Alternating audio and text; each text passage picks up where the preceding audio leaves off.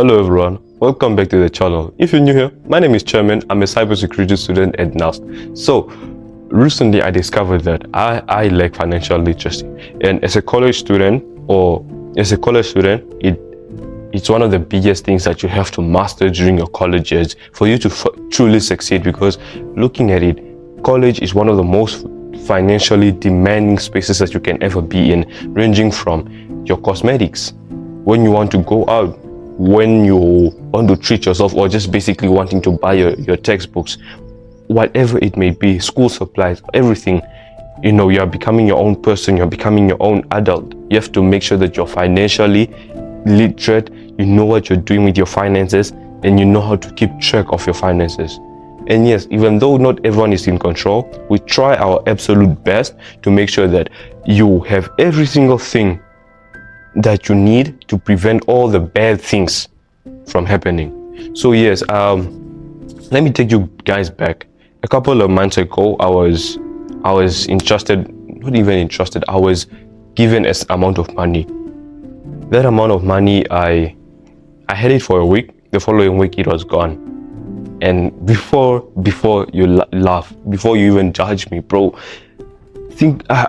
I honestly don't know. I don't know what happened to the money. I don't know what I did. And it was not just $200, it was about $900 or so. And I didn't know what to tell my mom.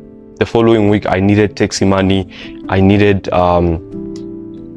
money to go print a couple of things. I needed money to go do this and do that. And I felt embarrassed, honestly, to just ask my mom for this amount of money. And during that course of during that week, I had a lot of reflection and realizing that I really lack financial literacy. I don't know how to properly manage my finances. And talking to my life coach, to my mentor, he said one of the things that will hinder a man's growth is that it's your finances, your lack of financial literacy. And one of the ways, or the best ways to start off, is acknowledging that you actually have a problem with it. And yeah, that's something that we all struggle to do.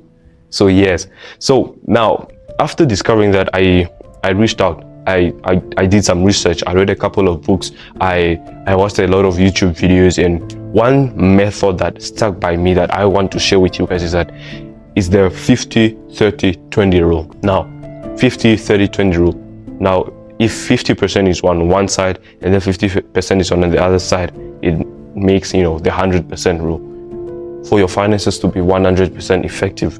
Now, 50%, you might be wondering what it is. So 50% goes to your needs. What do you need? What do you really need? If you need to buy yourself a new toothbrush, if you need to buy yourself this specific type of textbooks, if you need to buy yourself whatever it is in college, 50% of your earnings goes to your needs. Then okay, you're done with your needs. You go to the 30%. The 30% goes to your wants. Yeah, I know. It's always good to spoil yourself occasionally, to make sure that even though I want to be financially disciplined, it's never a bad thing to want something. That's just classic human nature. So yeah, 30% goes to your needs, and then finally 20% into your savings. Whatever it may be, 20% always goes to your savings. You have to be financially disciplined not to touch that specific amount of money. It goes to your savings. End of story. So yes, now we looked at how you can properly budget, or how can you properly plan your finances. Now we're going to be looking at how to actually get that money, because you can plan to deal with a specific amount of money without actually having the money, or without receiving, or you're not going to be receiving the money. What's the point in that? So ways to generate money as a student. One thing that I have tried is tutoring. During the course of my first semester in university, I struggled with finances, and from there tutoring was the best thing. That's where I got money to buy whatever I wanted to buy. That's where I got money to go to school. That's where I got money to buy myself lunch whenever I found myself broke. And it honestly worked out. but you can try having a campus job. This is quite effective. I mean, if you work on campus, you literally don't have to worry about commuting from your school to your workplace. All you have to do is be on campus, basically. Then after that, you go to your classes and all that. You go about your day after finishing your campus job or whatever. So the third option can be offering services. During the previous holiday, I tried offering, can we call it service request?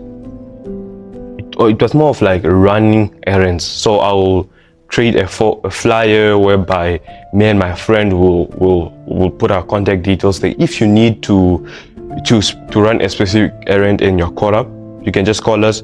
We go run your errand, you give us a specific amount of money, and everyone is happy. So those three are the top 3 methods that I have tried in college, apart from the campus job, that I have tried, and they are absolutely effective. And I know for the fact a campus job is really effective. I have seen a couple of friends do that, and they have earned a couple of bucks. Now, when it comes to financial discipline, you might ask yourself as a teenager, why do you need to be financially disciplined in college? I mean, it makes sense. Bro, you are literally preparing for your future. You are becoming your own person. You are becoming your own man or woman, whatever. You need to properly learn how to manage your finances at an early age. And yeah, I get it. Sometimes in school, they didn't always teach us how to properly manage your money, how to budget your money, how to create an effective spreadsheet, whatever it needs. Whenever it came to your finances, they never really touched into deeper depth. And this is why most of the people will be in so much debt, will not know how to properly manage their finances. And yeah, this is mainly men. Women, better. Men, not so. We end up using our money in the most ridiculous ways. But then again, we are all human. We are all allowed to make mistakes. But it's always best to start off early so that you know what are your weaknesses, how to overcome them, and most importantly, how to achieve your financial growth. And yes, once again, ladies and gentlemen, my name is Chairman. I'm all about self-improvement. Hit the subscribe button if this video actually helped you. And yes, I'll see you guys next time.